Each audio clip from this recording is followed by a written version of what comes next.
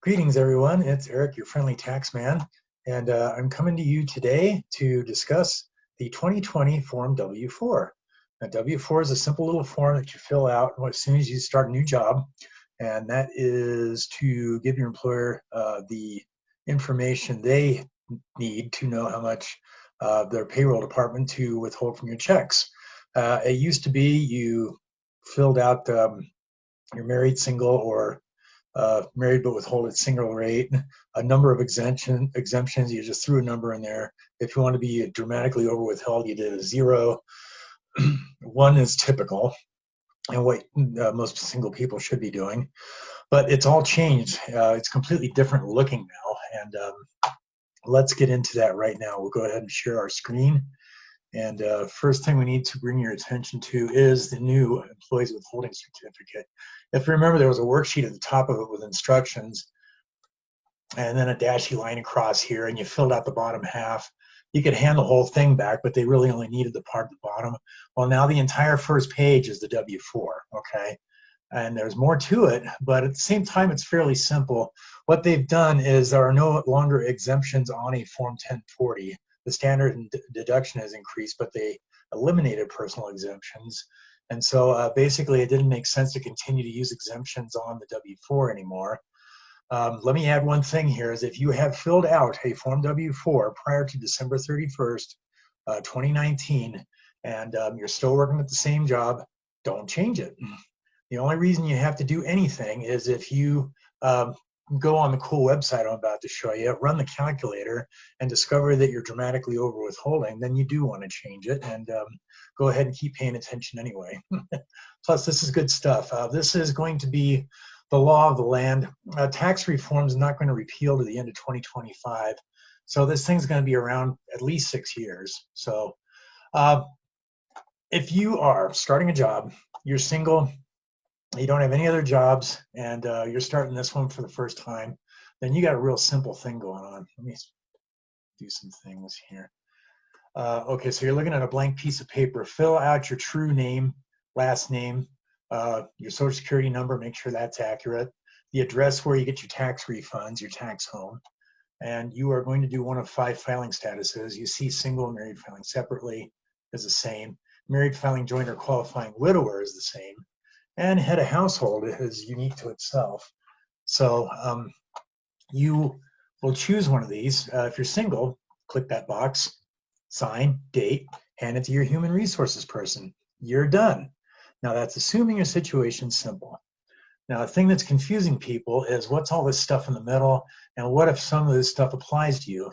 I know there's a lot of single parents making it happen, getting home and taking care of their kids and everything.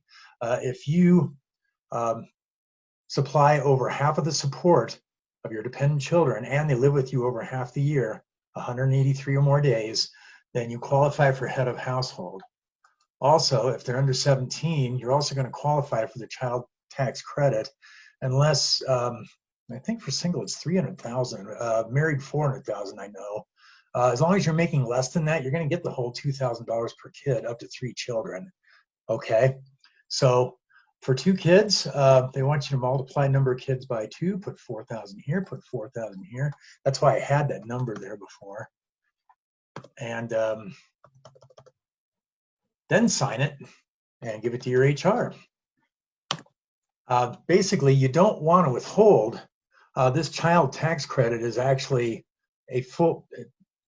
it's a reduction of your tax, not just your taxable income. So you don't want to withhold to cover that amount because you'll be dramatically over withholding. And basically, Uncle Sugar, as I call him, will be holding on to your money and earning your interest. So we don't like that. Now, let's go ahead and do a new example and see how quickly I can do this. If you have multiple jobs, and let's say you already have those 2 jobs, so you've been receiving paychecks. If you have paychecks, that means you're going to have pay stub information, including your withholdings.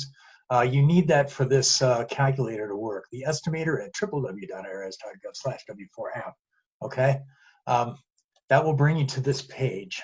Let me go back to its home. Okay. In fact, you need to see the whole thing. .gov/W4. Yeah, right. So when you get here, it's going to look like that. Hit the big blue button. Look at this. You do want your most recent pay statement, other sources of income you may have. And we'll throw a couple things in there to make this fun, okay? Use a tax withholding estimator. Have your paperwork next to you.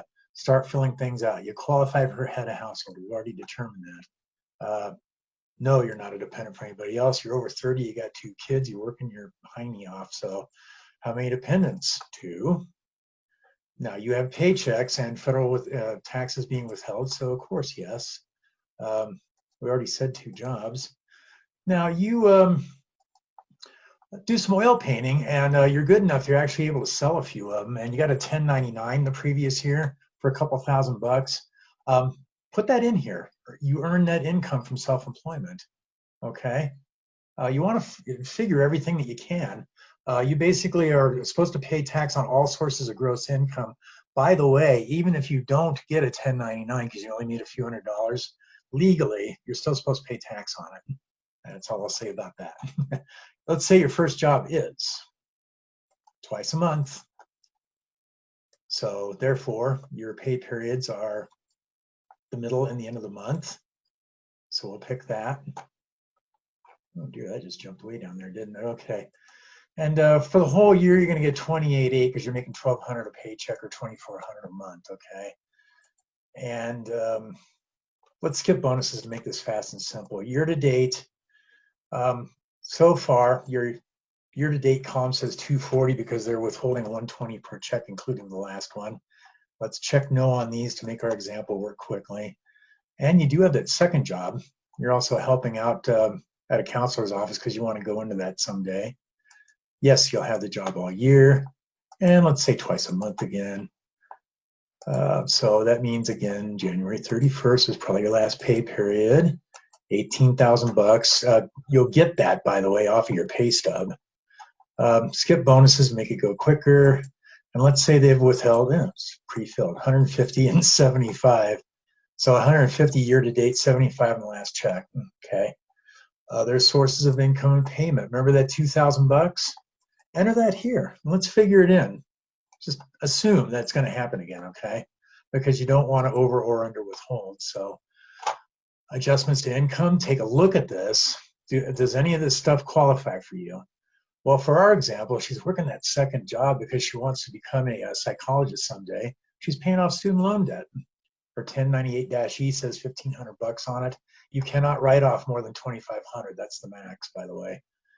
Enter it and click next because it's part of the breaks that you're getting and it affects the total. See, this is a lot more detailed and accurate than the old W-4 system. Take the standard deduction, almost all of you will. Over 90% of all taxpayers, and I'd say probably over 98% of wage earners would be my guess. Now, tax credits, look at them, especially if you have kids. You want to look at the tax credits. You're getting the CTC, the child tax credit. Remember that $2,000 per kid? Check this because that's how it's going to get entered in the calculation. That means that you have a good chance of qualifying for EITC, Earned Income Tax Credit. Choose it and let the software do the work.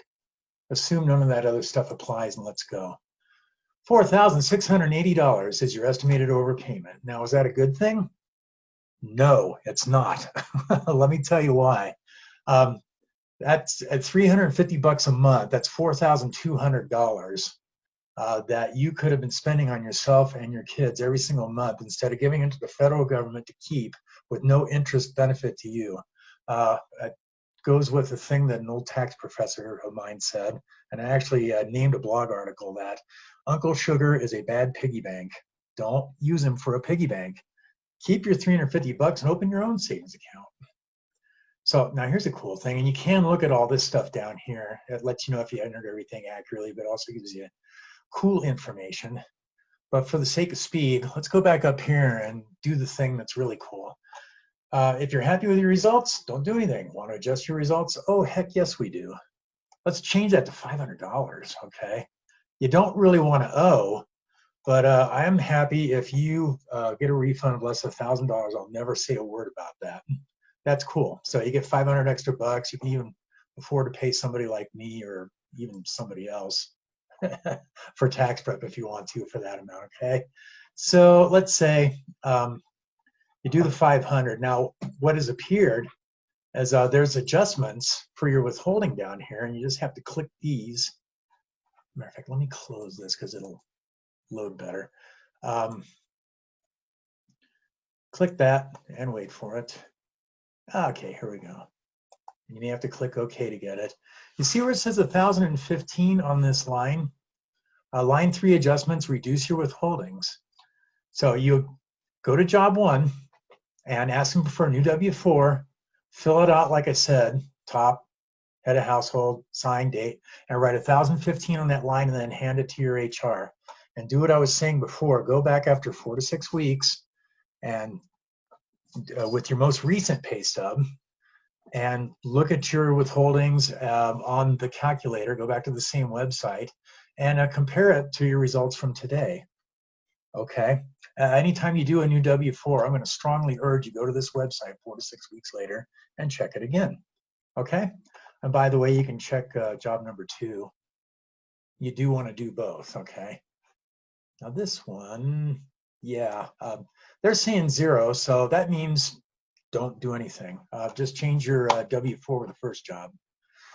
Okay, so, and if you adjust this up, down, let's say you're single and you don't have the CTC in there, where you're going to have much lower refund amounts, of course, because you won't have the child tax credit. There'll be some cases where you adjust this. This actually tells you to add extra withholding, and that's based on what you've already had withheld, plus what the calculator anticipates you going through for the rest of the year. Amounts on line 3 decrease your withholding, amounts on line 4C increase. If it advises that you do a 4C amount, fill it in, check it in 4 to 6 weeks. Again, check it in 4 to 6 weeks. That's the theme of this whole recording. Now, last thing, and I can anticipate this, if you're sitting there and you don't have a job yet and you're just getting hired by this one, you don't have a paycheck to use in the calculator, right? So what do? Okay, well, they have provided method B here. Use the multiple jobs worksheet on page 3, ... Or if you don't have multiple jobs, you only have one, then the answer is simple. Fill out step 1 accurately. Go to step 5, sign, date, hand it to your HR, go in 4 to 6 weeks, you're done.